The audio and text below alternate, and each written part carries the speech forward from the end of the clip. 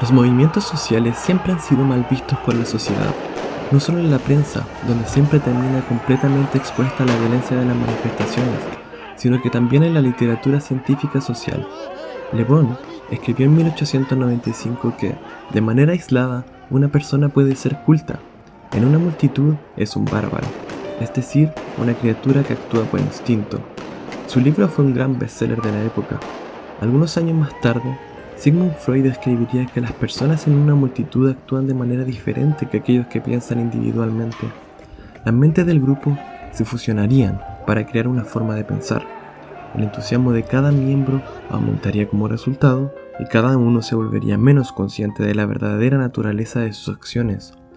Esto se correspondería con la teoría de la desindividualización, que sostiene que cuando nos sentimos anónimos es más probable que hagamos cosas que normalmente no haríamos. En este libro hay una sección que me pareció muy interesante respecto a este tema. Los psicólogos sociales John Drury y Stephen Reicher presentan evidencia de las protestas que se dieron por la construcción de la carretera M11 en Londres a inicios de los 90, en la que estaban destinados a perderse cientos de hogares. Hicieron una observación participante de la campaña, lo que implica que tomaron notas, grabaron entrevistas, juntaron documentos y escribieron diarios al respecto.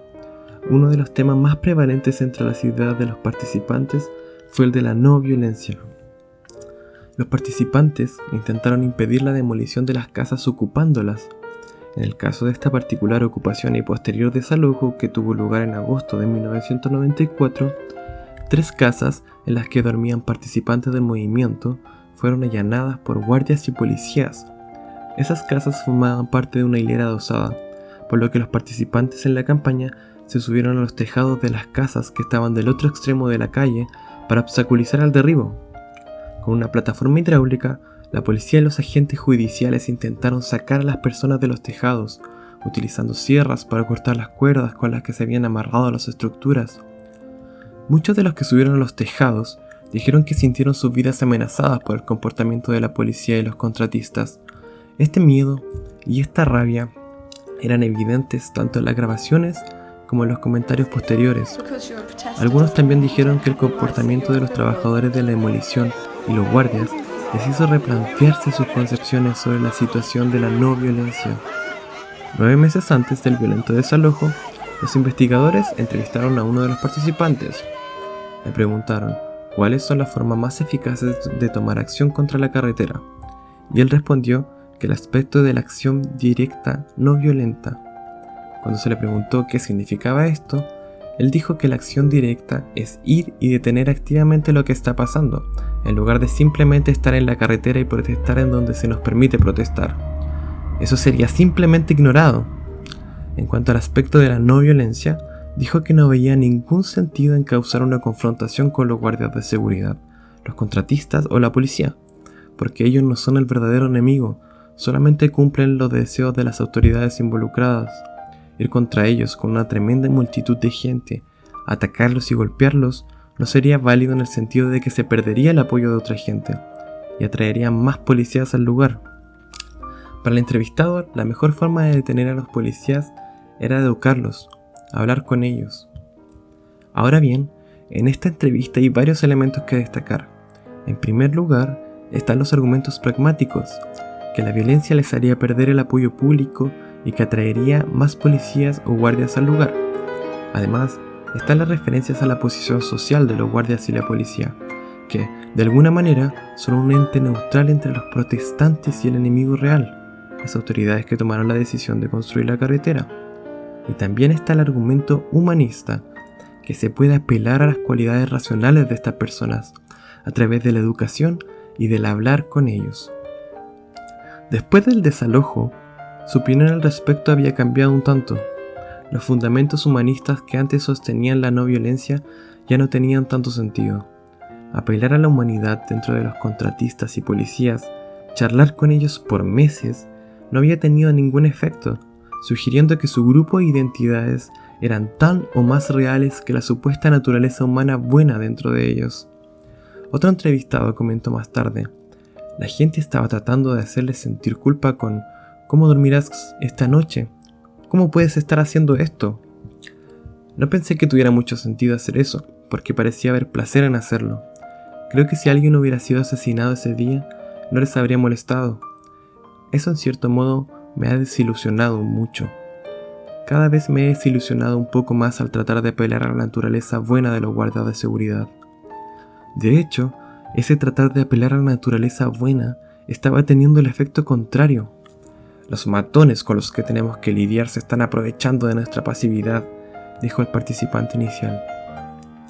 Las razones pragmáticas que tenía antes sí se mantuvieron. Todavía era mejor, según él, mantener de su lado la opinión pública y evitar la llegada de más guardias de seguridad aún. Así que las consecuencias que atraía la violencia seguían manteniéndose. Sin embargo, el cambio era notorio entre los participantes. Ya no había argumentos que apuntaran a una condición humana compartida entre ellos y la policía. Si acaso intentaban hablar con ellos, ya no apelaban a su humanidad, sino que se enfocaban en la realidad de su grupo y sus intereses personales.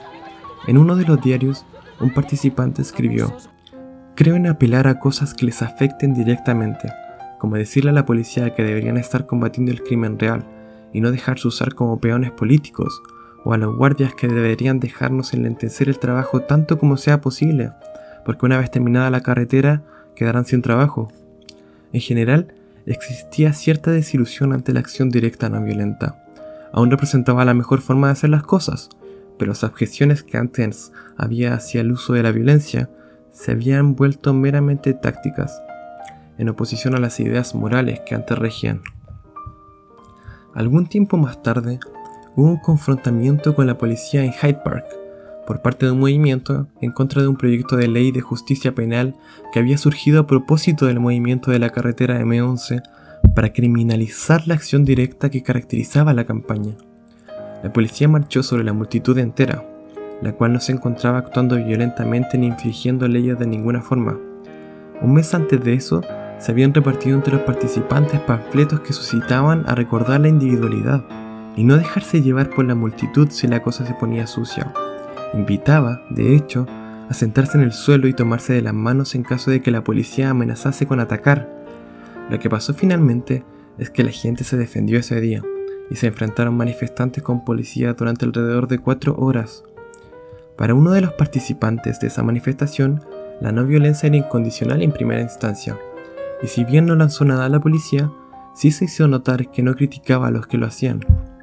Más tarde describió cómo su rígido enfoque a la cuestión de la no violencia había cambiado. Aunque aún era su método preferido, su compromiso original estaba sostenido por relaciones sociales en las que no se había puesto nunca a prueba.